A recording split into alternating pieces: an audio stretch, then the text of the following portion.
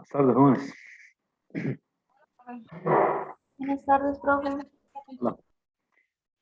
Claro.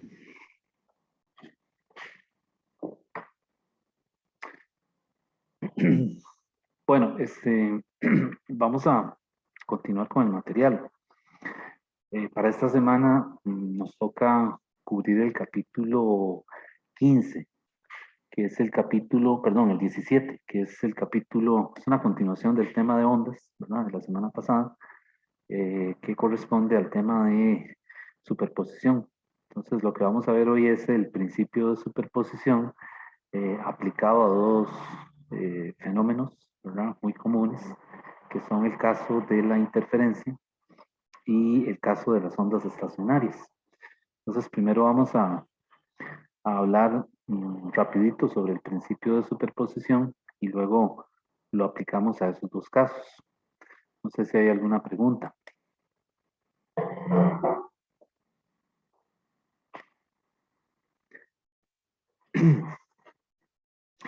Bueno, la semana pasada cuando estudiamos las ondas, básicamente nos enfocamos en un pulso, ¿verdad? Es decir, una sola onda, ¿verdad? Una perturbación que viaja por una cuerda, en el caso de las ondas transversales, ¿verdad? Y también vimos el caso de un tubo, ¿verdad? En donde hay algún gas o aire y entonces se propaga una onda sonora a lo largo del tubo. Lo que vamos a ver en este capítulo es una continuación, solamente que ahora vamos a considerar el hecho de que tengamos dos pulsos que están viajando, por ejemplo, puede ser en direcciones contrarias, ¿verdad? Un pulso hacia la derecha y otro hacia la izquierda, ¿ok? Y se superponen, es decir, llega el momento en que ellos forman un solo pulso resultante.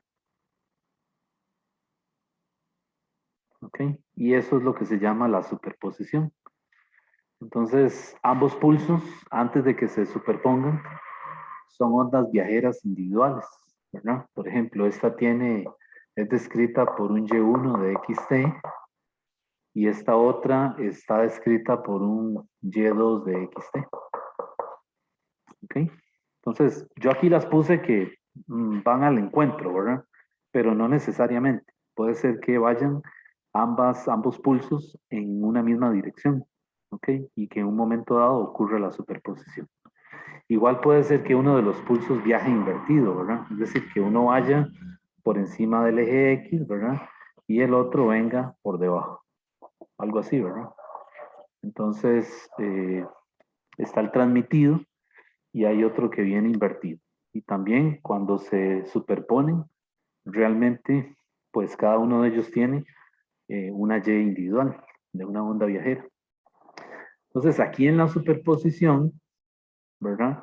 En ese instante, en esa posición en particular, el principio de superposición lo que dice es que la Y de XT es la suma de Y1 más Y2. Ese es el principio de superposición, aplicado al caso de dos ondas, ¿verdad? De dos ondas viajeras. Pues básicamente lo que tenemos que hacer es, desde el punto de vista matemático, sumar las dos Y que tenemos, ¿verdad? Las dos Y que cada una de ellas individualmente describe una onda viajera. ¿Ok? Bueno, entonces, ¿cómo vamos a hacer eso? ¿Cómo las vamos a sumar? Bueno, voy a borrar aquí para ver esa parte. Recuerden que son ondas viajeras, ¿verdad? Entonces tienen la forma X menos VT, ¿verdad? Entonces aquí siempre se va a utilizar la onda sinoidal, ¿verdad? Que es decir, usando seno o coseno, ¿verdad? Entonces, por ejemplo, el Serway, ellos en su libro decidieron usar seno. Okay, entonces, por ahora voy a seguir el tratamiento que hace el Serway. Ellos dicen que Y1 es igual a A multiplicado por el seno de kx menos omega t. ¿Okay? Y para la y2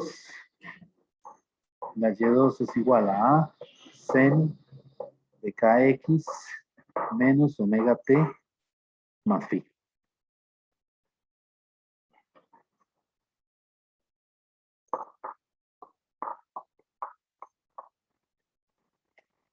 Entonces vean que ambas ondas tienen la misma amplitud, ¿verdad? Tienen el mismo número de onda, que es la K, tienen la misma frecuencia angular, la omega, y vean que ambas van en la misma dirección. ¿Sí? Entonces, este caso que vamos a ver es para interferencia. Entonces, tienen la misma dirección, ¿ok? Y la diferencia es un ángulo de fase. Es decir, una de las ondas está desplazada cierto ángulo de fase en radianes. Pero igual se van a superponer, ¿verdad? ¿Ok? Entonces yo las voy a sumar. ¿Cómo las sumamos? Okay, usando el principio. Y igual es Y1 más Y2, ¿verdad? Y entonces, lo que hago es que factorizo la A y me queda entonces seno de kx menos omega t más seno de kx menos omega t más phi. ¿Ok? Ahí estoy aplicando explícitamente el principio de superposición. Ahora, yo necesito manipular estas expresiones que están aquí adentro, ¿verdad? Entonces, para eso, el libro le dice que utilice la siguiente identidad. Es una suma de senos. Esta es una identidad que está por ahí en las identidades de trigonometría del libro. Y lo que dice es que seno de A más seno de B es igual a 2 seno de A más B sobre 2 multiplicado por el coseno de A más B, de A menos B sobre 2. Esta es una identidad que anda por ahí en trigonometría. ¿Ok?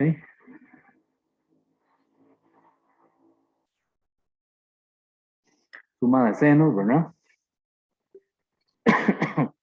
Y también está suma de cosenos. Vamos a ponerla también. Coseno de A más coseno de B. Ahora es 2 coseno de A más B sobre 2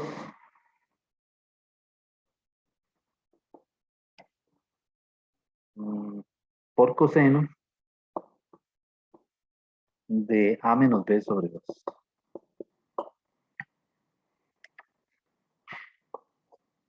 Bueno, esas identidades van a ser útiles aquí, en ese capítulo, ¿verdad?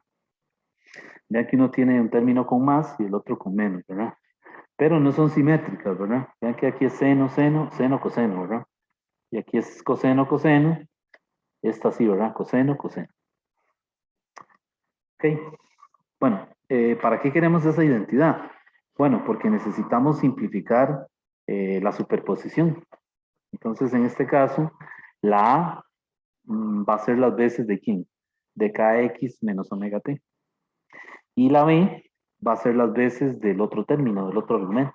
Kx menos omega t más phi, más el ángulo de fase que hace la diferencia entre ambos pulsos. ¿Ok? Entonces, aplicando esa identidad, ¿verdad? Es decir, sustituyendo, cambiando esto por estos términos, ¿verdad?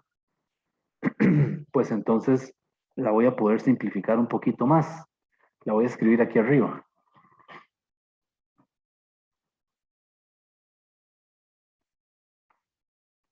Les voy a dejar el álgebra, ¿verdad? Para que ustedes la completen. Haciendo la simplificación va a quedar esto. La y resultante, ¿verdad?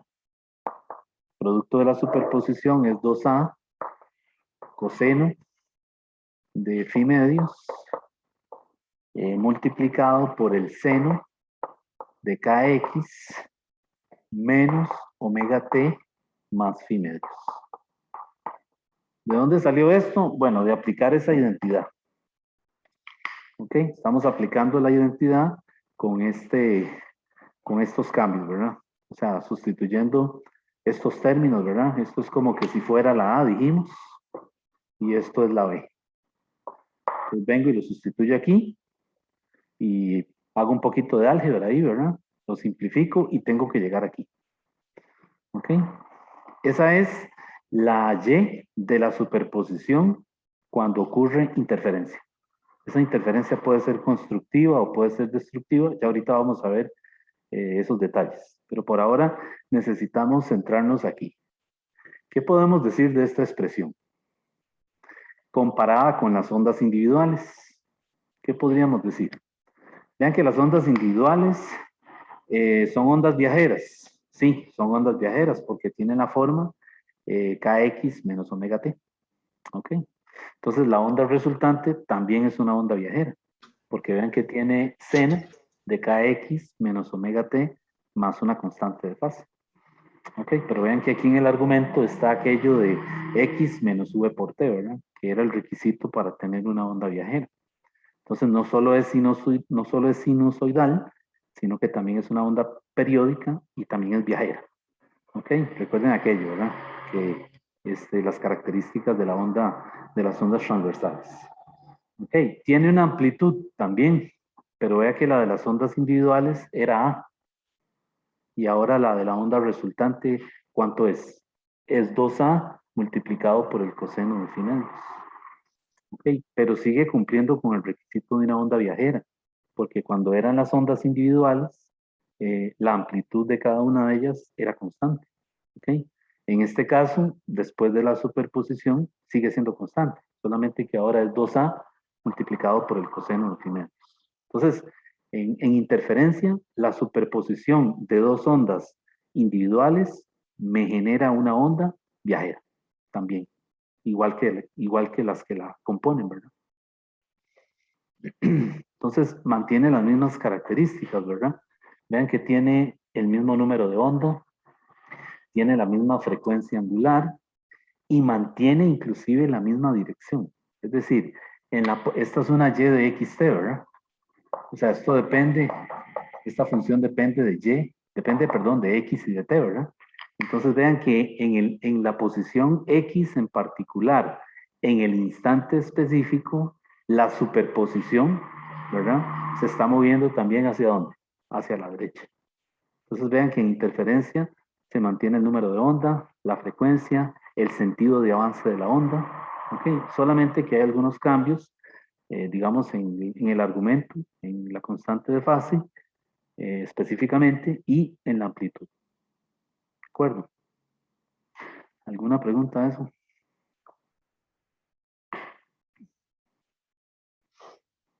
Bueno, ¿qué pasa aquí? Bueno, en las preguntas muchas veces el libro le da seno, o sea, el libro le resuelve el problema considerando que las ondas individuales usan seno, pero es posible que también le aparezca una pregunta con coseno, o sea, que las y individuales, en lugar de ser seno, aquí sea coseno. Por eso es que tenemos esta otra identidad. ¿Okay? Entonces, si viene un ejercicio en donde usted ve que las ondas individuales, en lugar de seno, tienen coseno, es realmente lo que hay que hacer es la factorización con esta identidad. Pues eso que hicimos ahí de sacar la A y convertir esto en esto, eso se llama factorizar la onda. ¿Ok? Entonces, mejor no se aprenda esta de memoria, ¿verdad? Porque esta funciona si las ondas individuales son seno, ¿verdad? Pero podría ser el caso de que aparezca con coseno. ¿Ok?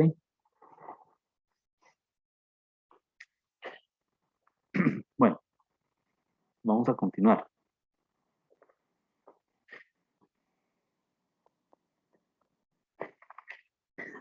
Bueno, les decía que las ondas, el fenómeno de interferencia, se presenta básicamente como interferencia constructiva e interferencia destructiva. Entonces vamos a ver esos casos. Básicamente la forma reconocer alguna de esas dos interferencias es fijándonos en la constante de fase. Entonces, en el caso de la interferencia constructiva, el ángulo de fase es 0. Okay, y el phi es igual a 0, pongámoslo así. Y entonces, para que eso ocurra, ¿qué tiene que pasar? Que el coseno de phi medios tiene que ser igual a ¿qué? A más menos 1, ¿verdad? Y de ahí el phi es 0, 2pi, 4pi, ¿verdad? Y esa secuencia converge a npi, ¿verdad? En donde n es par. De tal manera que la amplitud aquí, en el caso de la interferencia constructiva, tiene el valor mayor, porque esto es 1 o menos 1, ¿cierto? Es decir, en el momento en que este coseno sea menor que la unidad, ya esta amplitud como tal no es máxima, ¿verdad? Es decir, no tiene el mayor valor. Entonces aquí hay que reconocer que la amplitud de la onda resultante es todo esto, ¿verdad? No solo es la A, sino que es el 2A multiplicado por el coseno de phi medios, ¿verdad? Entonces en esta situación la A es máxima y el valor máximo que tiene es 2A. ¿Ok? Entonces si las ondas individuales tenían, qué sé yo, 6 centímetros de amplitud, pues la onda resultante, cuando hay interferencia constructiva, su amplitud tiene que ser el doble. O sea, tienen que ser 12 centímetros. ¿Está bien? La interferencia constructiva, por ejemplo, en sonido, en el caso de las ondas sonoras, que fue lo último que vimos, nos permite distinguir los sonidos que producen diferentes instrumentos. Por ejemplo, una orquesta, ¿verdad? El que toca el clarinete, ¿verdad? El que toca la flauta, etc. Pero en el caso de la interferencia destructiva, pues lo que se escucha es ruido, ¿verdad? Es decir, usted no distingue la fuente que produce ese sonido en particular.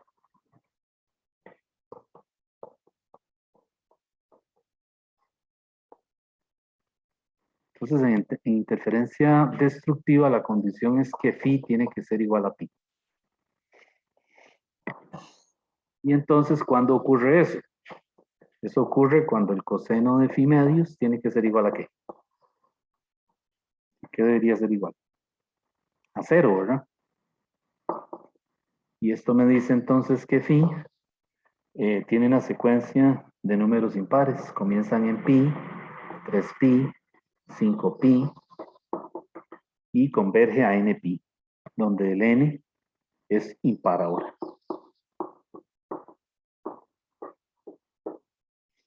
¿Ok? Ahora, habrán casos intermedios, ¿verdad? Es decir, no siempre hay interferencia constructiva total o interferencia destructiva total. Es decir, es posible que este ángulo no sea 0 ni 180, puede ser 45 o 60 grados, ¿verdad? Entonces, en ese caso, la amplitud no va a ser máxima, sino que va a tener un valor que va a estar entre 0, ¿verdad? En este caso, la interferencia destructiva, la amplitud es 0, ¿verdad? Entonces, para un ángulo que no sea, para un ángulo que esté entre 0 y pi, pues eso, es decir, es un caso que no es ni interferencia constructiva ni destructiva, ¿verdad? Entonces la amplitud no va a ser 0 ni tampoco va a ser 2A, ¿verdad? Sino que es una amplitud que tiene que estar en ese intervalo, ¿verdad? Entre 0 y 2A. ¿Ok? Sin incluir al 0 y al 2A, ¿verdad? ¿Ok?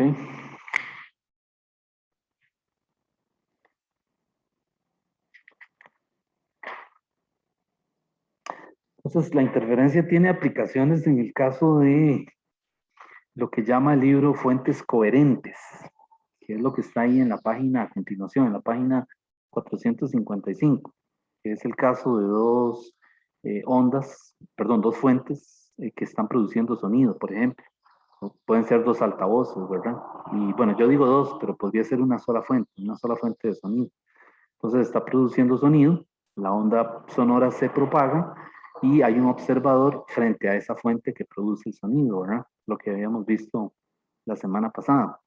La cosa ahora es que el observador se puede mover de un punto a otro, como por ejemplo, qué sé yo, en una plaza, ¿verdad? O en una feria, que hay un altavoz puesto, ¿verdad? Está emitiendo sonido y depende de donde estemos posicionados con respecto a la fuente, vamos a percibir el sonido con mayor o con menor intensidad, de lo que habíamos visto en la clase pasada, ¿verdad?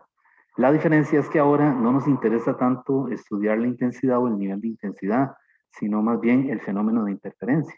Entonces es posible que si yo me comienzo a mover en ese campo, ¿verdad? En ese plano, ¿verdad? Cercano a la fuente que produce el sonido, en algunos puntos cercanos a la fuente, yo distingo el sonido claramente, nítido, ¿verdad? Pero quizás en otros puntos lo que voy a escuchar es ruido. Y quizás hay un punto por ahí que habría que buscarlo, donde se puede parar el observador, en donde deja de escuchar la fuente, aunque ella sigue sonando. Entonces, en eso consiste, digamos, el fenómeno de interferencia, ¿verdad?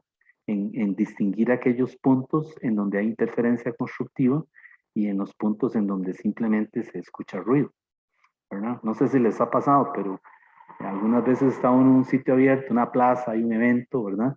Y comienza a caminar y a ratos como que deja de escuchar. Y uno dice, o la gente dice, es el viento, ¿verdad? Y no, no es el viento, es que usted está cambiando de posición y, por supuesto, las ondas no están llegando de forma coherente, sino que interfieren destructivamente y lo que usted escucha es ruido, o a lo mejor deja de escuchar por un momento la fuente. Y entonces uno dice, la apagaron la fuente, no, sigue, está trabajando, simplemente que se movió a una nueva posición en donde la interferencia de las ondas genera, ¿cómo se dice? El fenómeno de interferencia destructiva. Entonces la interferencia destructiva en términos de ondas sonoras es escuchar ruido o simplemente dejar de escuchar la fuente que lo produce, aunque ella siga trabajando.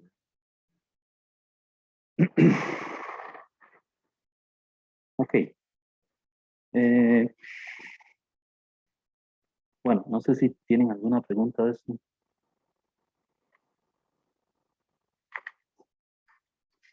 No, profe, todo claro.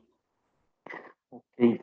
Bueno, esto que les hice aquí, este resumencito, está en el libro, en un párrafo ahí en la página 454, pero ustedes lo leen también es decir, para que hagan su propio, se generen su propia, su propio punto de vista, ¿verdad?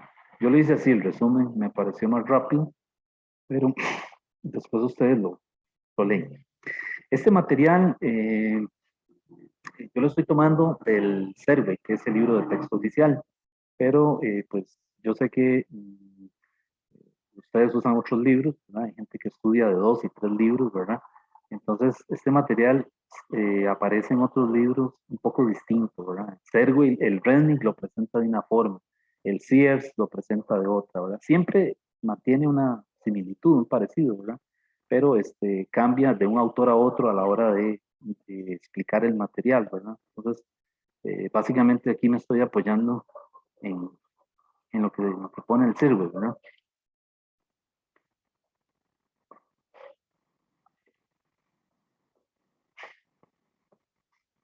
Bueno, esto es interferencia, ¿verdad? Les decía que el principio de superposición también me permite estudiar, bueno, no la voy a borrar porque tal vez me sirva para comparar ahora. Voy a dejarla aquí, porque ahora vamos a ver el fenómeno de ondas estacionarias. Y entonces mejor la dejo aquí para comparar ahora, porque vamos a obtener otra Y de XT y quiero que vean las dos para que vean la diferencia. El caso de ondas estacionarias que es la otra aplicación, digamos, del principio de superposición, las ondas estacionarias se generan principalmente en una cuerda tensa que esté atada entre dos puntos. ¿Ok? Entonces, por lo general, este punto, ¿verdad? Está unido a algún dispositivo que produce una vibración. En el laboratorio es un vibrador, ¿verdad? Que tiene vamos a decir, es como un tambor, ¿Ok? Y entonces cuando se prende, ese tambor comienza a hacer una oscilación con movimiento armónico simple y uno puede cambiar la frecuencia. ¿Ok? Es un vibrador analógico, entonces cuando uno cambia la frecuencia, la cuerda comienza a oscilar, que luego lo vamos a ver con diferentes modos normales de vibración. Pero esa es una forma de generar una onda estacionaria. ¿Ok?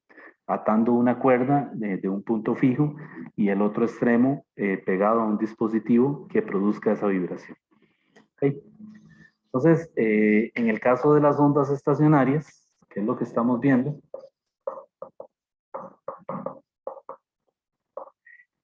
la Y1 la vamos a escoger así. Y1 va a ser igual a A y ellos utilizan seno también. Ellos usan seno de kx menos omega t. Y la Y2 la van a escribir como A seno de kx más omega t. Y aquí me faltó la t. ¿Ok? Entonces, vean la diferencia con respecto a interferencia, ¿verdad? ¿Qué vemos ahí? Vean que en el caso de ondas estacionarias, uno de los pulsos individuales se mueve hacia la derecha y el otro se mueve hacia la izquierda. Y la otra cosa es que vean que aquí no hay constante de fase. ¿De acuerdo? Entonces, así uno puede distinguir entre una interferencia y una onda estacionaria, ¿verdad? Y aquí nuevamente queremos aplicar el principio de superposición. Entonces, el principio de superposición lo que dice es la Y resultante de esas dos ondas individuales que son viajeras saco a factor común la A, la amplitud. La amplitud siempre va a ser igual, ¿verdad? Seno de kx menos omega t, ¿verdad? Más seno de kx más omega t. ¿Ok? Y ahora, ¿cómo factorizo esa onda? Necesito obtener una solución que sea similar a la y de xt que tenemos aquí arriba, ¿verdad? Entonces, ¿cómo la factorizo? Bueno, yo aquí voy a hacer uso de esta identidad.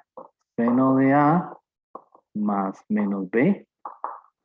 Eso era seno coseno, ¿verdad? Seno de A, cos de B, más menos, mantenemos el orden, ¿verdad? Cos de A, cos de B. Y también está coseno, ¿verdad? Coseno era más menos también, ¿verdad? Y aquí es cos de A, cos de B. Y aquí hay que invertirlo, ¿verdad? Menos más, sen de A, sen de B. ¿Ok? Entonces vean que ahora, pues el circuit está usando seno, ¿verdad? Y entonces ahora aquí el cambio de variable es que A tiene que ser igual a K por X. Y la B tiene que ser igual a ¿quién? A omega por T. Y este cambio lo hago aquí, ¿verdad? Después de que hago la suma, aplico esta identidad. ¿Ok? Nuevamente, podría ser un ejercicio que en lugar de seno le den coseno, ¿verdad? Y entonces ahí necesitemos usar esta otra identidad. Entonces, nuevamente, no se lo aprenda de memoria, ciegamente, porque le pueden cambiar las cosas, ¿verdad? Entonces es mejor siempre tener en cuenta estas identidades, ¿verdad? A la hora de aplicar el principio de superposición. Bueno, y entonces haciendo esos cambios, me va a quedar la siguiente Y. Me va a quedar esta Y. Y de xt es igual a 2a seno de kx multiplicado por el coseno de omega t. ¿Ok? Después de que yo hice los cambios ahí, ¿verdad? Y acomodé, llego a esta Y. Y eso es lo que yo quiero, compararla con esta. Esta es interferencia y esta es ondas estacionarias. ¿Qué vemos de diferente? ¿Qué me podrían decir ustedes? La constante de phi, profe. La constante, perdón. ¿Cuál me dijo? No hay El nombre. constante de fase. Ajá. No hay ángulo de desfase. Bueno, no, en realidad no lo ha habido, porque no lo teníamos en la onda individual. O sea, no aparecen las ondas individuales, pero sí es cierto, no hay ángulo de desfase. Ok, ¿qué más? ¿Qué más ven ustedes ahí? Pregunta, ¿será una onda viajera? Vean que Y la no, onda... perdón. no, porque es estacionaria, ¿no? Sí, no es una onda viajera, porque vean que para que sea una onda viajera, tiene que empezar el argumento de la función, tiene que empezar como kx menos omega t o kx más omega t. O sea, eso es ya característico de una onda viajera. ¿Ok? Y vean que aquí en ningún lugar aparece eso. O sea, el kx está por un lado asociado con el seno y el omega está asociado con el coseno. ¿Ok? Entonces, esto ya no es una onda viajera. Y por eso le llaman ondas estacionarias. Porque en el momento en que ocurre la superposición, ese pulso ondulatorio no se está moviendo. O sea, no tiene una velocidad v. ¿De acuerdo? Eso es fundamental reconocerlo. Mientras que en el caso de la interferencia, cuando ocurre la superposición, ese pulso resultante está en movimiento. Tiene una velocidad v que es igual a lambda por f o a lambda entre t o la raíz de la tensión entre el mu, como usted lo quiera calcular, pero el resultante se mueve para un x dado y un t dado. Mientras que en la onda estacionaria, para un x dado y un t dado, no se está moviendo con una velocidad v. ¿Está bien? Eso es lo primero que hay que entender aquí. Y algunas veces lo hacen en preguntas conceptuales ahí en la plataforma. Profe, Sí, dígame. ¿por qué en la fórmula de antes, digamos, antes de que sí, en lo que borró antes, digamos, había puesto que el A era K de X omega T y después el otro término como B? Y ahora está utilizando A y B como los términos que están ahí, no como por Eh, separado. sí, porque es que son identidades trigonométricas distintas, ¿verdad? Es decir, es que depende de lo que me quede. En el caso anterior, yo agarré todo seno de A, o sea, todo el argumento, lo igualé de una vez a kx menos omega t, pero eso es por la parte matemática, o sea, no tiene nada que ver con la física. Es decir, en el caso de interferencia, a mí me sirve mejor decir que A es igual a todo el argumento a la hora de simplificar esto. Y para este caso me sirve mejor es decir, es más conveniente que el cambio de variable sea AKX y B omega t, porque estoy usando identidades distintas. Vea que aquí es seno de A, o sea, es un solo término. Y aquí es seno de A más menos B, son dos términos. Entonces, Ya, sí. y entonces por eso es, ¿verdad? Es algo matemático, no tiene nada que ver con la física. Ok, gracias. Ok, sí, esa pregunta, qué bueno que la hacen, porque genera también duda, ¿verdad? A la hora de estudiar, pero interferencia, uno siempre hace el A igual a todo el argumento, y ya. Y en el caso de estacionarias, pues lo ve por pedazos, ¿verdad? Porque aquí es una suma. Bueno, ¿qué más podemos ver en esta Y? La otra cosa que vemos, vean, bueno, ya vimos, nos convencimos de que no es una onda viajera. En el caso de la interferencia, vean que la amplitud es constante. La amplitud es todo lo que está delante del seno. O sea, que sería todo esto, ¿verdad? 2a coseno de phi medios, ¿cierto? Vean en el caso de esta y, de esta función, la amplitud igual es todo lo que está delante del coseno. Pero vean ahora que el argumento depende de quién. Depende de x. Quiere decir que esa amplitud no es constante, como si lo es en este caso. Ven, aquí la amplitud va a ir cambiando, o sea, va a ir disminuyendo o va a ir aumentando dependiendo de quién, del valor de x. ¿Ok? Pero ustedes dirán, pero el pulso no se mueve. No, el pulso no se mueve. Ya dijimos que es una onda estacionaria. Pero lo que va a pasar es que en diferentes x de esa superposición, la amplitud va a cambiar. Y eso lo vemos aquí, en el x, ¿verdad? ¿Ok? Entonces vean que esto es fundamental, ¿verdad? Reconocerlo ahora, porque esto ayuda mucho a la hora de los problemas, la parte conceptual. Y la tercera cosa que yo iba a decir, antes de que se me olvide, es que vean que esa solución de la onda estacionaria se parece mucho a esto. Solamente que la amplitud es una función de x, ¿verdad? Aquí no. La amplitud, esa y se parece mucho a esto. A coseno de omega t más phi. ¿Qué era esto? Era la solución del movimiento armónico simple, ¿verdad? El más. Solamente que aquí no está el ángulo de fase. Voy a quitarlo. Sigue siendo un movimiento armónico simple. O sea, el value, solamente que el ángulo de fase es cero. Entonces vean que esto se parece mucho a esto. Solamente que aquí la amplitud es constante. Y aquí es una función de ¿quién? De x. Pero aquí está el coseno de omega t. Entonces, ¿qué nos dice esto? Bueno, que en la onda estacionaria, cualquier punto que esté en la cuerda no se mueve, dijimos. ¿Pero qué está haciendo? Está haciendo una oscilación con un movimiento armónico simple. ¿Ok? Entonces, ondas viajeras, ¿verdad? En interferencia, la superposición, el resultado, la Y resultante es una onda viajera. Y en el caso de de ondas estacionarias, la Y resultante no es una onda viajera. Por eso se le llama una onda estacionaria.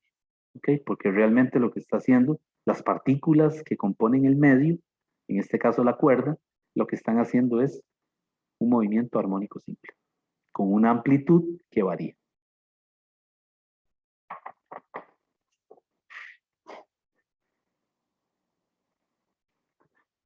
Ok, bueno, entonces vamos a seguir, si no hay ninguna pregunta. Entonces, aprendas en estas identidades, ¿verdad? Bueno, no hace falta aprenderse, es corrección. Ténganlas a mano, en una index card ahí, ¿verdad?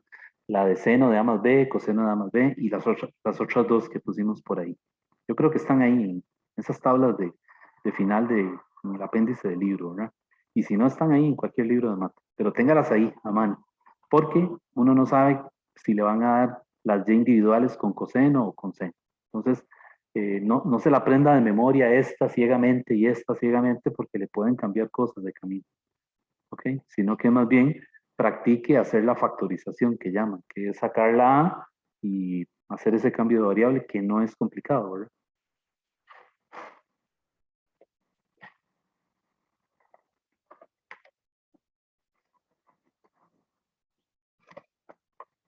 Bueno, entonces,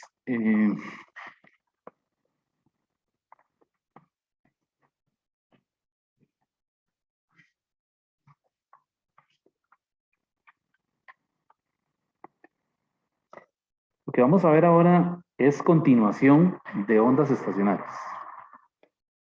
O sea, estamos siempre en ondas estacionarias. Ya dejamos, digamos, atrás interferencia. Entonces, estos son ondas estacionarias, continuación. Entonces, ¿qué nos interesa ver ahora? Bueno, dijimos que la Y depende de X, ¿verdad? Es 2A, seno de KX, coseno de omega T, ¿verdad? Entonces, la Y depende del tiempo y depende de la X. Pero nos interesa esa X, ¿cómo calcularla? Bueno, resulta que esa X, esas X, digamos, a lo largo de la onda estacionaria, tienen nombre propio y se llaman los nodos y los antinodos. Entonces voy a hacer un dibujito. Una onda estacionaria, cuando se prende el vibrador, ¿verdad? El aparato que produce la perturbación, y aquí está amarrado el cable a un punto fijo, ¿verdad? Lo que vamos a observar es algo así.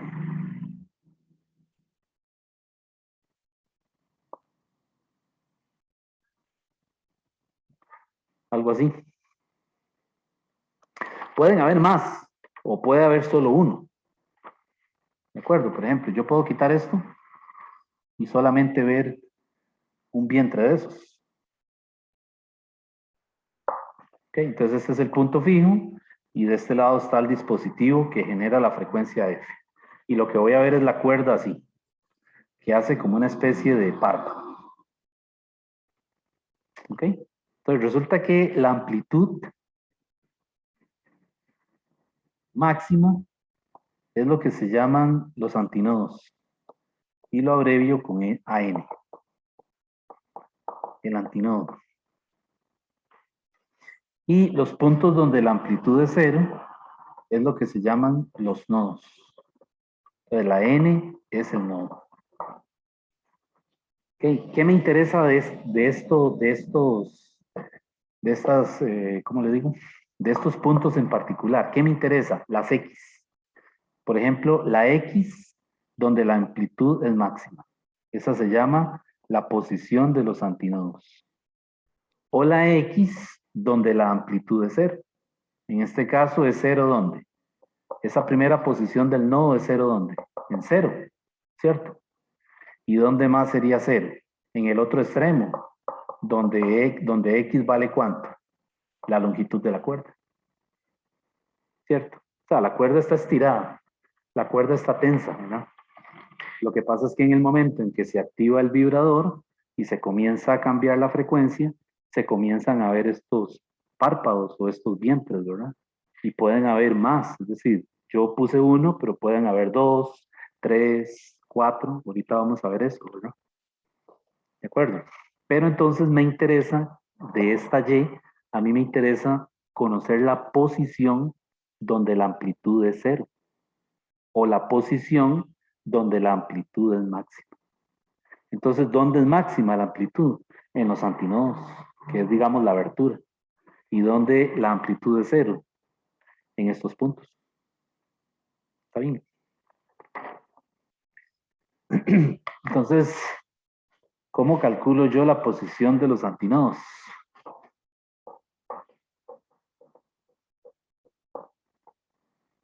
Pues lo que hago es que cojo el seno de kx y eso tiene que ser igual a ¿quién? A más menos 1. Y de ahí me queda que kx es igual a pi medios, 3 pi medios, 5 pi medios. Y eso, vean que ahora la K es igual a ¿qué? A 2 pi sobre lambda. K es el número de onda, ¿verdad? Entonces yo puedo ahora despejar la X. ¿La X de quién? De los antinodos. Y lo que me queda es esto. N más 1 medio multiplicado por lambda medios. ¿Ok?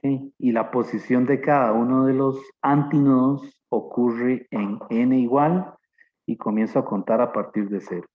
0, 1, 2 y así sucesivamente. O sea, en cada uno de estos N's tiene que haber un antinodo. O sea, un punto en donde la amplitud tenga el valor máximo.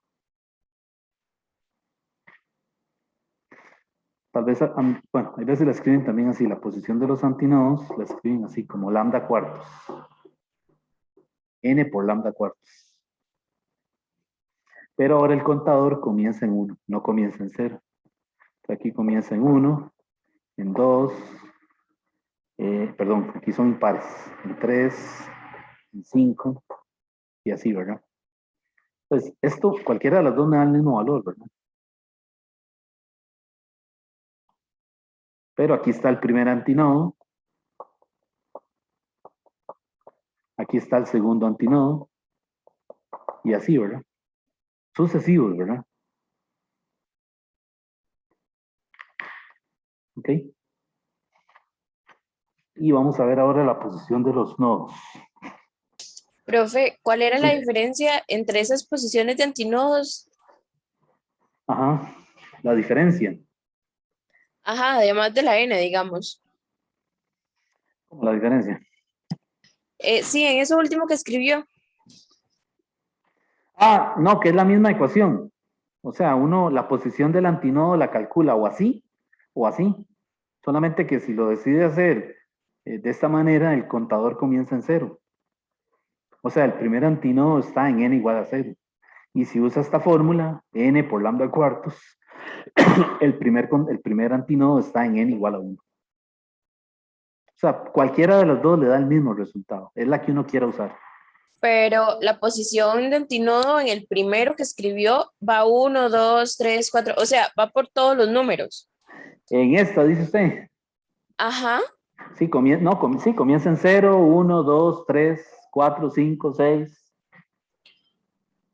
Ajá. ok, Y ok, aquí, no, y aquí son los impares. 1, 3, 5, 7, 9, 11. ok, ok. Sí.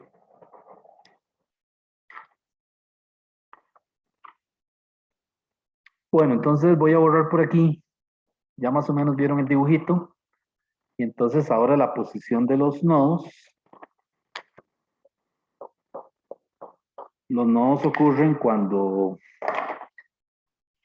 la amplitud es 0, ¿verdad? Entonces en este caso, para que eso sea 0, seno de kx tengo que igualarlo a 0.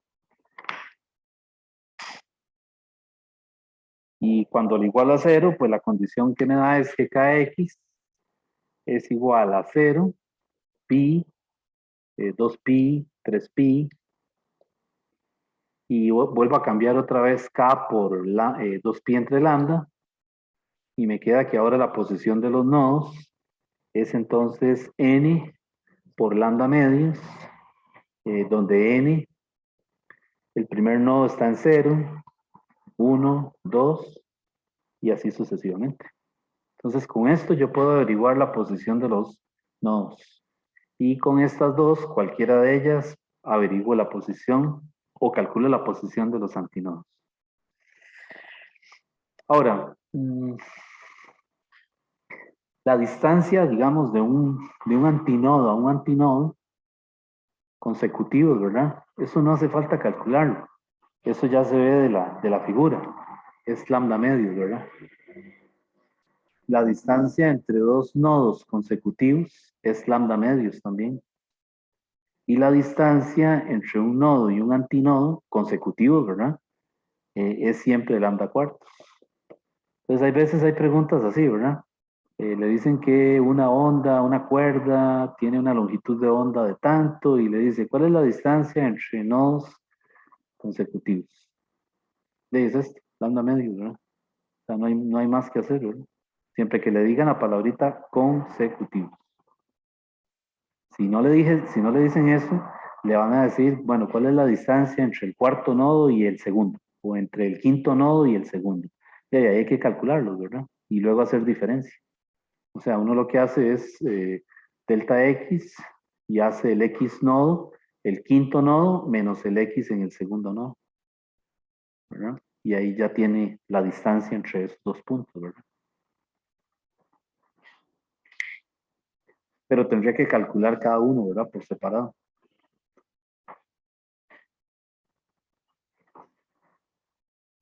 Bueno. ¿Alguna pregunta a esto? Profe, Ujú. digamos, la distancia que hay de pico a pico, digamos, desde el eje hasta el pico, sería la amplitud. La distancia es, digamos, esta parte. Digamos, del eje hacia arriba.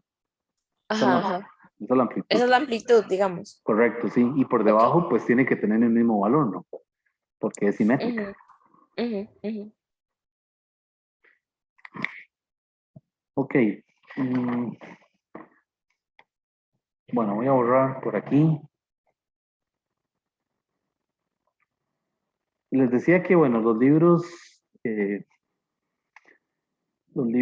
muchas veces en este tema lo varía un poco, ¿verdad? Por ejemplo, el Sears, que yo sé que a la gente le gusta estudiar de ahí, la 13ª edición, eh, ellos en el caso de interferencia, perdón, de ondas estacionarias, usan coseno. Entonces a una le ponen negativo, a coseno de kx menos omega t, y a la otra le ponen la amplitud positiva, pero usan coseno. Vean que sirve y usa seno, ¿verdad?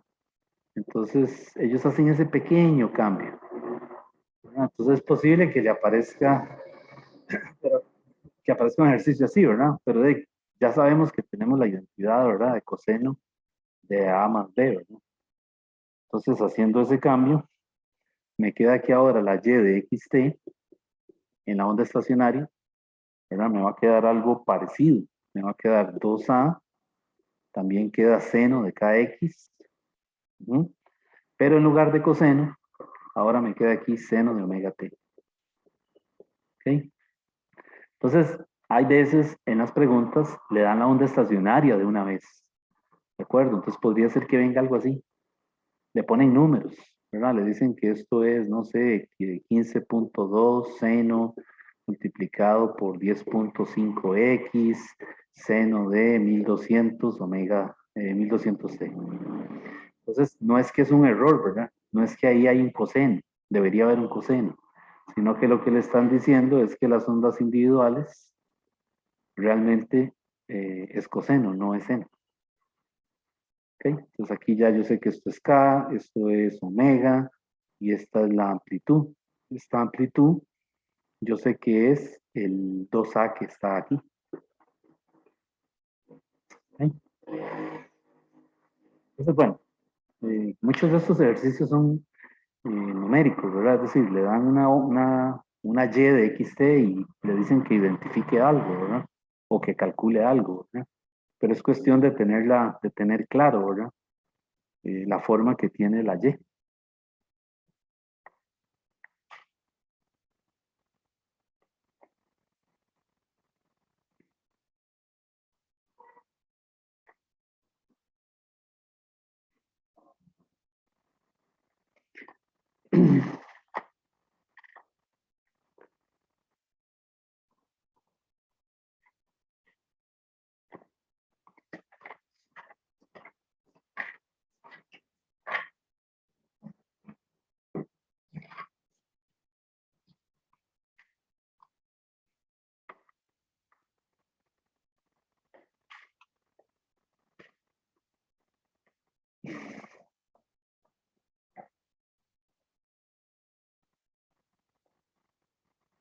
Tengo una preguntilla. Estoy Dígame. como fuera de la materia. Es que vieras que yo estaba haciendo un ejercicio ahí del quiz, ¿verdad?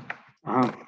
Y resulta que decía que la aceleración era 8 por 10 pero como que yo había copiado el ejercicio mal y le puse 8 por la menos 3. En caso de que todas las respuestas están como bien, pero como movidas 10 a la menos 6. Entonces, como, ¿cuántos puntos le pueden bajar a uno por algo así? Y es una pregunta de desarrollo. Sí, desarrollo. Ya es que habría que ver, para comenzar habría que ver si es un problema que me tocó a mí, porque es decir, si no es de los que me tocó a mí, lo va a revisar la persona que lo propuso. Entonces, yo pienso que si es es decir, si es una situación ¿cómo se dice? De unos decimales ahí, se supone que no le van a bajar mucho. Es decir, porque ahí lo que importa es el procedimiento, ¿verdad?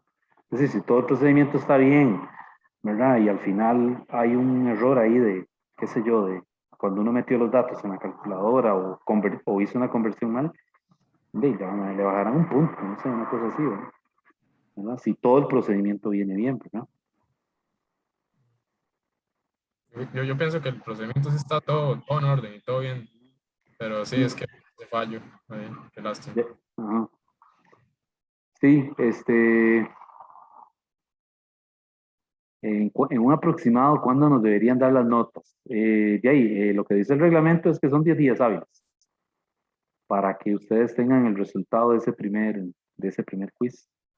Los 10 días hábiles serían a partir de cuándo? A partir de hoy. Al viernes serían cuánto? 5, ¿verdad?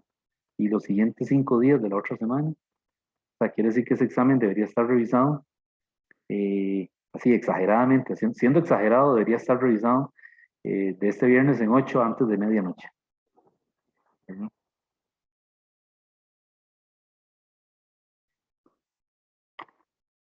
Pero yo pienso que ya debería estar para la próxima semana, ¿no? Yo creo que ya en 8 debe estar corregido, o tal vez antes, ¿verdad? Bueno, voy a ver ahora, lo que vamos a ver ahora es la reflexión y transmisión de ondas.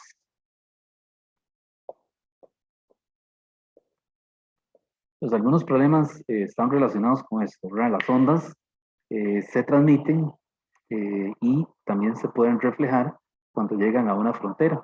Inclusive si llegan a esa frontera se pueden invertir. ¿Ok? Entonces son fenómenos muy comunes en el movimiento ondulatorio.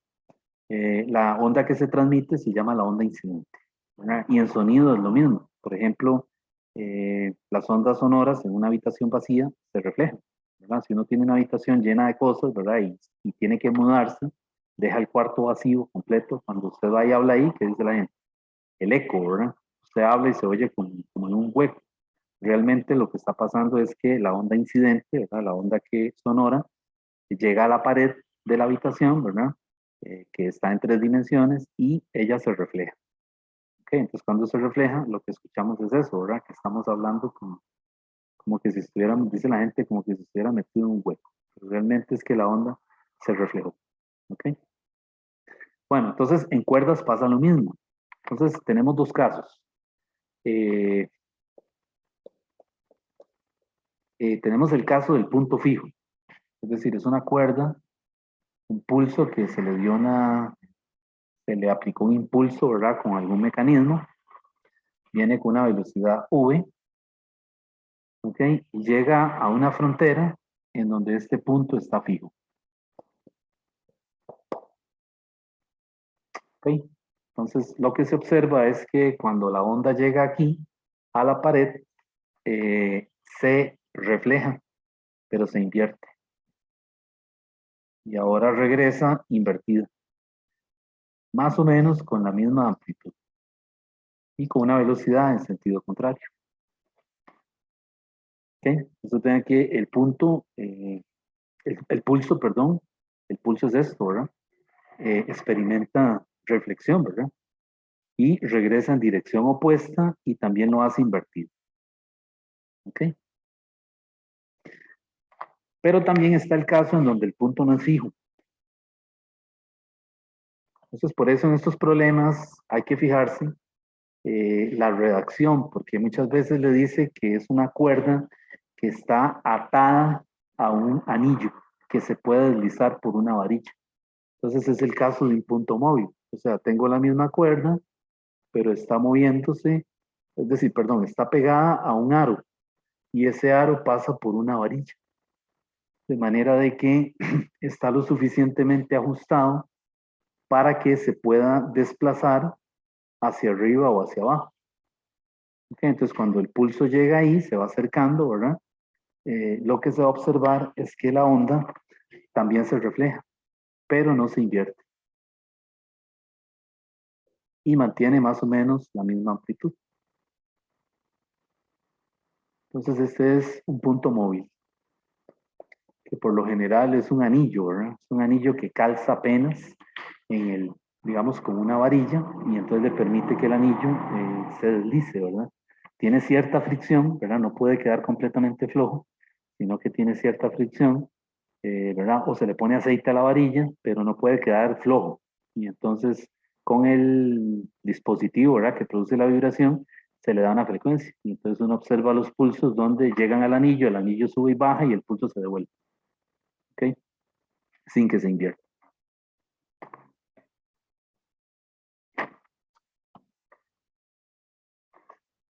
Ok. Bueno, otro caso, que es, digamos, una situación intermedia, es el caso de cuando tenemos cuerdas. Por ejemplo, que yo tengo una cuerda atada, o sea, pegada, un hilo, digamos, pegado a una cuerda más masiva. Entonces esta cuerda es ligera y esta es masiva, o pongámosle pesada, ¿verdad? Pero esas palabras no me gustan porque, pues, no dicen mucho, ¿verdad? Realmente lo que estoy diciendo es que el mu del medio 1 realmente es menor que el mu del medio 2. Eso sí nos dice algo, ¿verdad? Y este punto es la interfase. Entonces, ¿qué pasa cuando tenemos dos cuerdas pegadas de un extremo y un pulso viajando por ellas? Bueno, si el pulso pasa por la cuerda ligera, la que tiene el menor, la menor densidad lineal, pues lo que se observa es que cuando llega a la interfase, el pulso se refleja y se invierte, como que si se tratara de un punto fijo. Y una parte del pulso avanza por la cuerda más que tiene el mu mayor, o sea, la más pesada, digamos. Entonces aquí el reflejado se invierte, el reflejado está invertido y el transmitido está derecho.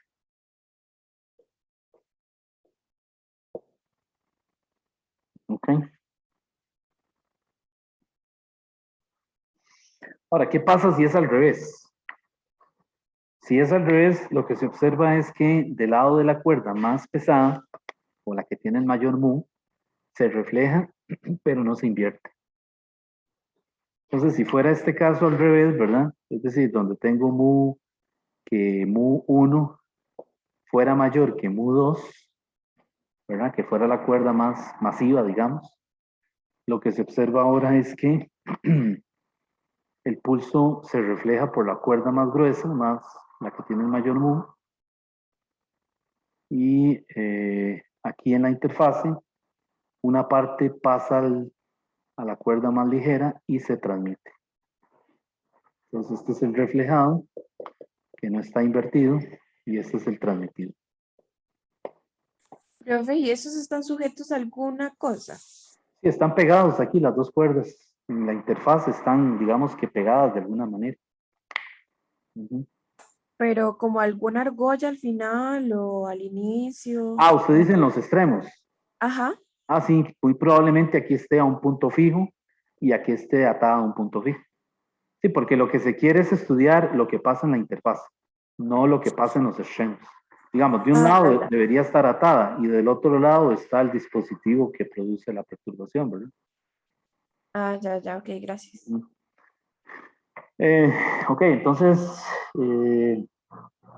vean que si las cuerdas fueran iguales, o sea, suponga que las dos cuerdas son lo mismo y que alguien las pegó, de ahí, si son iguales, el mu 1 va a ser igual a mu 2, ¿verdad? Entonces, aquí lo que se ve es que no hay reflexión, ¿verdad?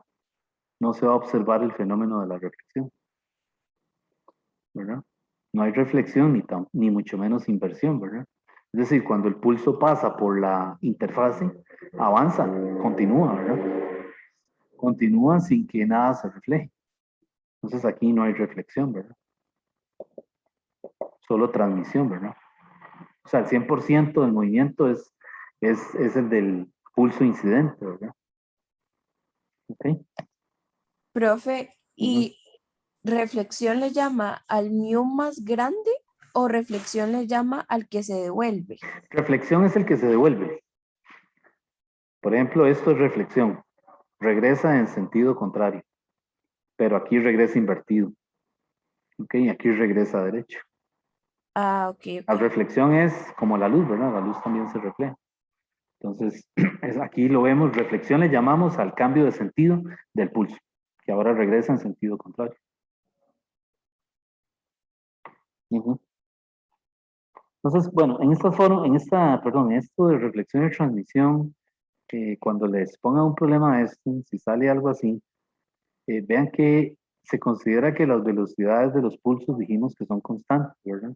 Entonces aquí es válido hacer esta aproximación. El V1 de la cuerda 1 es la longitud 1 entre el tiempo 1. Esa es la longitud de la cuerda 1 y el tiempo que le toma en recorrerlo. Pero también es válido que V1 es ¿qué? Es lambda 1 por F. Es decir, también yo la puedo calcular así. Si conozco la longitud de la cuerda, perdón, la longitud de onda entre pulsos, porque yo estoy mostrando uno, pero si ustedes ven esto en un experimento real, es un aparato que está generando muchos pulsos, ¿verdad? Va uno a continuación del otro. Entonces hay una longitud de onda entre un pulso y otro, ¿verdad? Entonces aquí yo puedo también calcular esa velocidad como lambda 1 por F. ¿Okay? Y recuerden que también tengo esa fórmula. V1 es igual a ¿quién? A la raíz de ¿quién? De la FT entre el mu 1. Y estas mismas fórmulas se aplican para el material 2, ¿verdad? V2 es lambda, perdón, L2 por T, entre T2. Y V2 es también lambda 2 por F. Y V2 es también la raíz de Ft entre mu2. Y mu1 aquí, ¿qué es? Es M1 de la cuerda entre el L1. Y mu2 aquí es el M2 de la cuerda entre L2. Vean que a todo le puse subíndices. A la F no. ¿Por qué? ¿Quién me dice por qué? Porque solo hay una frecuencia para todas las... Solo hay una ondas. frecuencia, correcto. La que está generando el aparato que produce la vibración. Es un aparato que tiene una perilla, no es digital, es ¿cómo se dice? Analógico.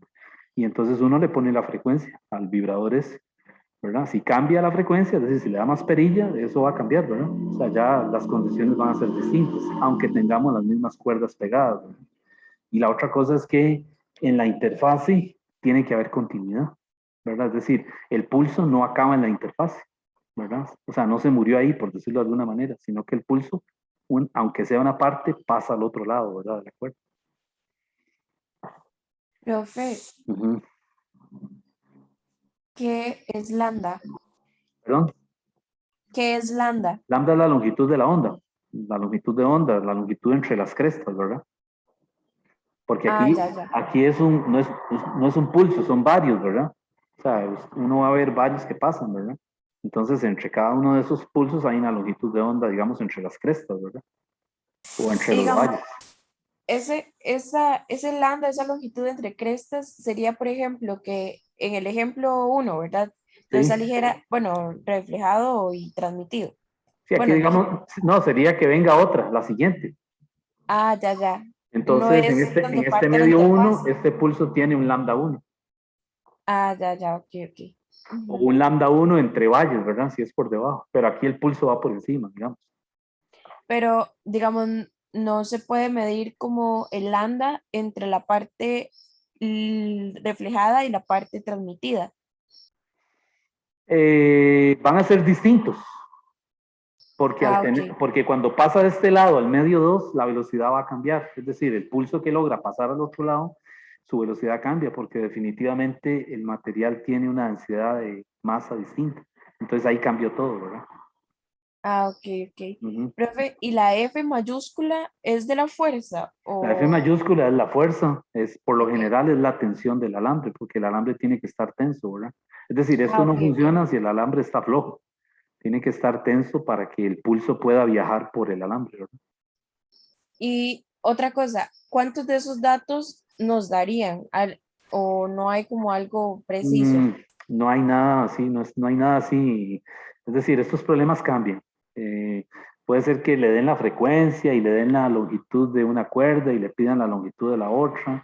Es decir, vea que son 4 ecuaciones, ¿verdad? Entonces, la idea es uno ver cómo hace un sistemita de ecuaciones, ¿verdad? Para despejar lo que le están pidiendo. Ok. Gracias, profe. Ujú, ok. Sí, no son difíciles estos problemas. Voy a buscar uno para la siguiente clase, a ver si me encuentro uno por ahí, pero sí de vez en cuando salen, ¿verdad? Ok, bueno, entonces ya dijimos esto de la reflexión y la transmisión. Voy a borrar entonces para continuar. Yo quiero ver ahora, a ver si con esto acabo, si me da tiempo verlo, la sección 14.4, que se llama, bueno, dice ondas bajo condiciones de frontera. Así le pusieron, ondas bajo condiciones de frontera. Sigue siendo la misma onda estacionaria. O sea, volvemos a la onda estacionaria. Entonces, ¿por qué le dicen así? ¿Por qué le pusieron ese título? Porque la onda estacionaria se genera con una cuerda, dijimos, que esté tensa entre dos extremos. Eso es todo. Entonces, le dicen condiciones de frontera porque este extremo es x igual 0 y este extremo es x igual a l. Y yo quiero en esta sección lo que quieren mostrarle es que la longitud de la cuerda se puede cuantizar. Es decir, se puede escribir en términos de la longitud de onda. ¿Ok? Entonces vean lo que pasa aquí. Por aquí está el dispositivo que produce la vibración. Y de este lado hay un punto fijo. ¿Ok? Es decir, es un punto fijo, ¿verdad? Y funciona como un nodo. Entonces, cuando yo prendo el aparato este, ¿verdad? El que produce la vibración, me va a generar un patrón así, que ya lo dibujé. Ya sabemos que ahí hay ¿cuántos nodos? Dos y un antinodo, ¿verdad? Bueno, resulta que si yo le sigo dando frecuencia, o sea, le sigo dando perilla ahí al aparato, resulta que en esa misma longitud, ahora yo voy a ver algo así.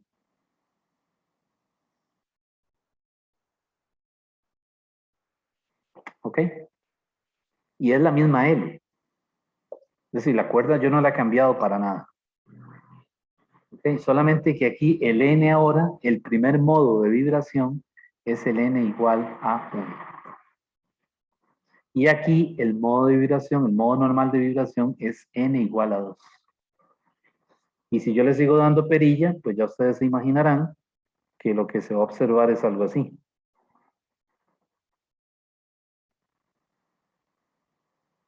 Algo así. Entonces aquí el N es igual a 3. ¿Ok? Entonces eso depende de qué? De la frecuencia que yo le ponga aquí al aparato que me genera que produce la vibración. Entonces, esa forma de particionar la cuerda, si lo podemos llamar así, ¿verdad? De cuantizarla en términos de la frecuencia, es lo que se llaman los modos normales de vibración. ¿Cuáles son específicamente? Estas N's. Ok, entonces vean, en este libro, en este capítulo, el autor en ondas estacionarias usa la N para contar los nodos y los antinodos, que son las fórmulas que vimos ahora. Y en la siguiente sección, bueno, una sección adelante, vuelve a usar esta N para explicarle lo de los modos normales de vibración. Entonces, cuidado, se nos hacen enredo. En algunos libros, creo que el Sears y el Resnick, ellos usan una M y una N. Entonces, la M es para los antinodos y los nodos, y la N es para los modos normales de vibración. Entonces se los aviso para que no se les vaya a hacer un colocho, ¿verdad? En esta sección, que es la sección 15.4, esa N no son no es la posición de los nodos y los antinodos, sino que se refiere a los modos normales de vibración. ¿Está bien?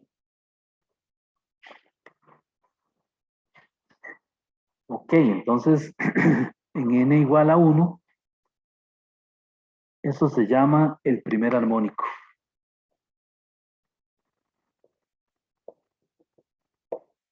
O también le llaman la frecuencia fundamental. Entonces el siguiente se llama el segundo armónico. El siguiente se llama el tercer armónico. Y así sucesivamente. ¿Ok? Entonces resulta que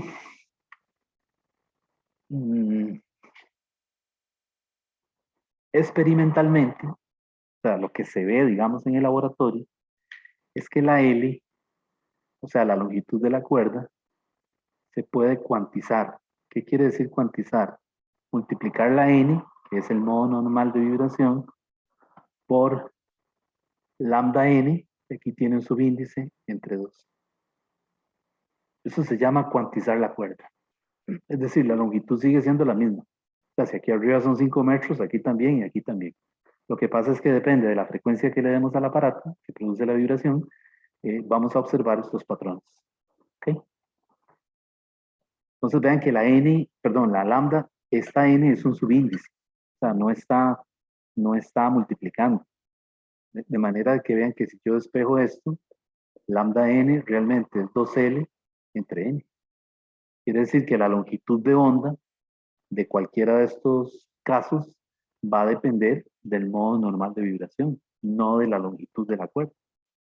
Claro, si cambiamos la longitud de la cuerda, pues el problema es distinto, ¿verdad? Porque ya va a cambiar el mu. O sea, el mu ya va a ser distinto también.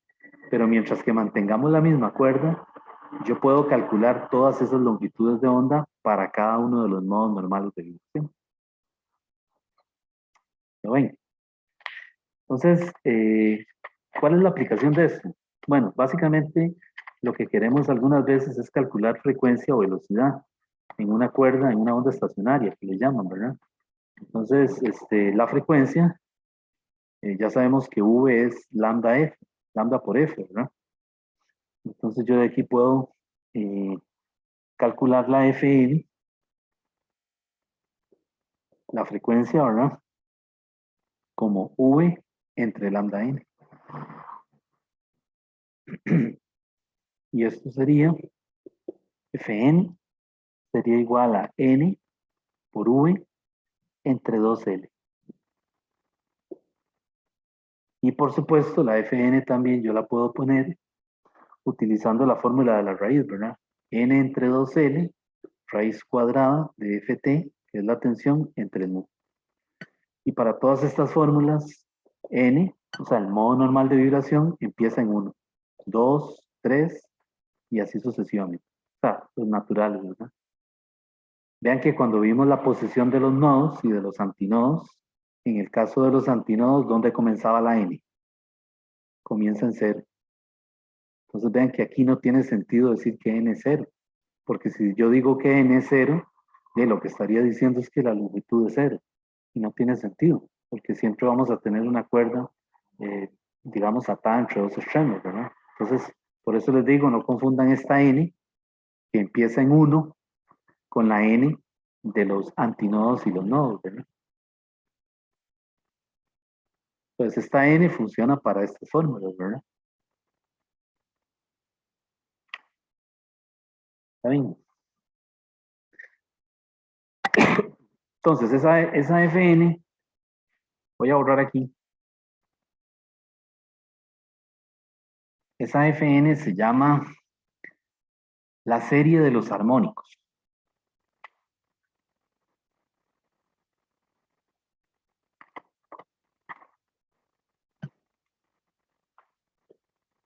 Y la serie armónica tiene este comportamiento. Empieza en F1, la que sigue es F2, F3 y converge, por dicha, a NF1. Quiere decir que cualquiera de las frecuencias de cualquier armónico se puede escribir en términos de F1. ¿Ok? De tal manera de que F1, luego F2 es 2F1, esta es 3F1 y así sucesivamente. ¿Ok? Entonces vean, esta se le llama primer armónico, dijimos, ¿verdad? O frecuencia fundamental. A la 2F1 se le llama segundo armónico, pero también le dicen así, le dicen el primer sobretono. La 3F1 es el tercer armónico, pero también le llaman el segundo sobretono. Entonces se los digo porque algunas veces hay preguntas que le dicen, calcule la, qué sé yo, la longitud de onda en el segundo sobretono. Y van y usan n igual a 2. Y el segundo sobretono es n igual a 3. Entonces es un asunto de la notación que usa el libro, ¿verdad?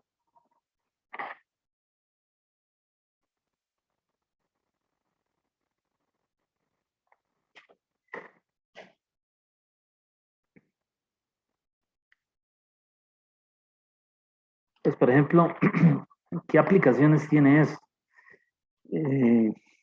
Bueno, algunos problemas que se habían resuelto antes, ¿verdad? Me refiero a otros capítulos. Se podrían encontrar nuevas soluciones, ¿verdad? Por ejemplo, el libro le hace uno ahí, o sea, está dentro de los problemas hechos, ¿verdad? Muy interesante, que es el caso de una cuerda que llega a una polea. Es un pulso viajando, está pegado aquí, aquí de este lado está el aparato que produce la vibración, envía el pulso, ¿verdad? Llega a una polea y aquí hay una masa. que está colgando. Entonces, lo interesante del problema está hecho ahí, ¿verdad? Para que lo vean, es que luego le dan ciertos datos y le dicen que la masa se coloca en un recipiente con agua. Bueno, con un fluido, que podría ser agua. ¿Qué pasa en el momento en que lo ponemos ahí?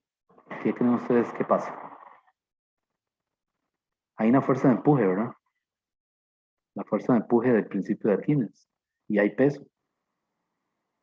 ¿Ok? Entonces, con este montaje experimental, yo podría calcular, por ejemplo, la densidad del fluido. ¿Haciendo uso de qué? Únicamente de la frecuencia que me da el dispositivo que produce la perturbación y de la longitud de la cuerda. Y de algún otro dato que me den por ahí. Pero vean que yo puedo calcular la densidad no utilizando el capítulo de fluidos, ¿verdad? Sino utilizando los conceptos de qué? De superposición de este capítulo. Entonces, hay algunos problemas que ya por ahí se han visto antes, ¿verdad? Que se podrían aplicar a este método, ¿verdad? Para calcular algo, ¿verdad?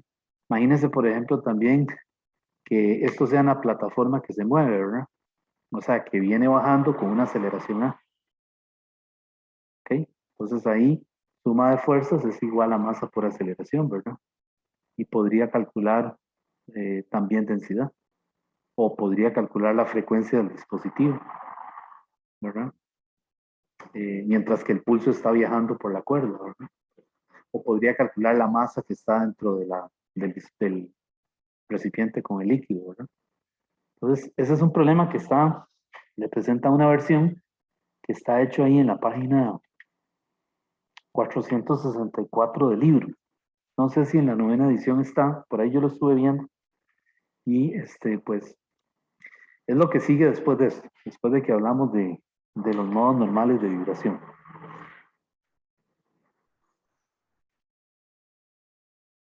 Bueno, yo voy a quedar aquí y entonces continuamos con este material el jueves. Vamos a ver si hacemos algún problema de esto, ¿verdad? De esto que vimos hoy, ¿verdad? Ondas estacionarias, interferencia, y vemos a ver si acabamos el capítulo. Me queda una sección ahí, que es lo de volver a ver esto, modos normales, pero ahora en ondas sonoras. O sea, ya no es una cuerda, sino que es un tubo, que hay alguna fuente, ¿verdad? Que produce sonido y propaga una onda sonora, y otra vez le dicen que calcule esto, ¿verdad? Los modos normales y los nodos y los antinodos. Pero es básicamente lo mismo, ¿verdad? Bueno, ¿hay alguna pregunta? Sí, profe, yo tengo como dos preguntas. Bien. Es que todavía no me ha quedado claro, digamos, cuando hablamos de interferencia, hablamos de unas ondas destructivas. Interferencia puede ser constructiva o destructiva. Entonces, si phi es 0, se trata de la interferencia constructiva. Ya. Entonces, las Ajá. estacionarias pueden ser constructivas y destructivas también, ¿verdad? En el caso de las estacionarias no las clasificamos así. Es decir, no usamos eso porque no es un fenómeno de interferencia como tal. Lo único, digamos, ¿cómo se dice? Lo único que es que estamos usando el principio de superposición para ambos fenómenos.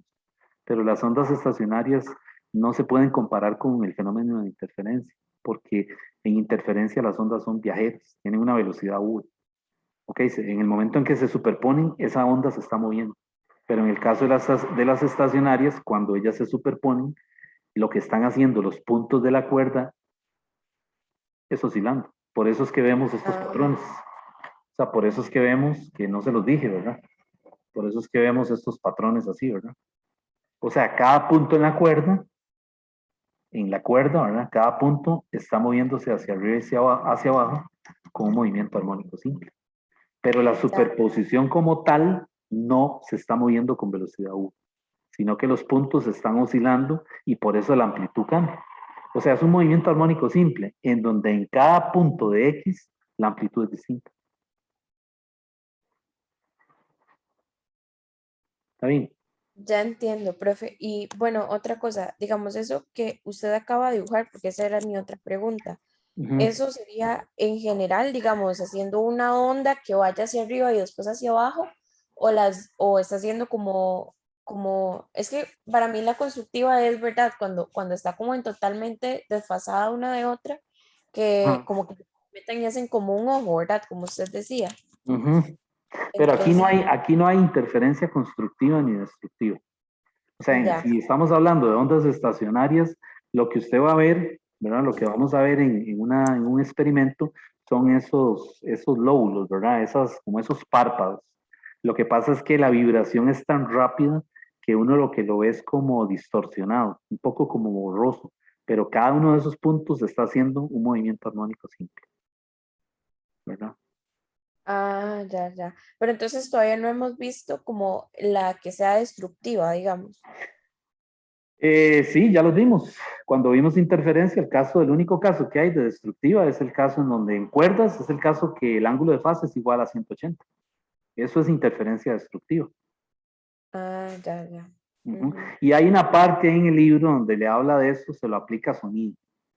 O sea, después de que viene la interferencia, le hacen un ejemplo. De una vez le arrancan con un ejemplo, dos altavoces que están en un plano y que están emitiendo sonido y le dice cuál es el valor es decir, dónde tiene que estar el observador para que la interferencia sea destructiva, ¿verdad? Pero es la misma condición que vimos ahora. Ah, ok, ok. Está bien, profe, gracias. Bueno, está bien, hasta luego entonces. Chao, Gracias, profe, profe. gracias. Ok, Muchas ah, gracias. ok, con gusto. Gracias. Bueno, hasta luego. Chao, profe. Bueno, ok, por ahí, hasta luego.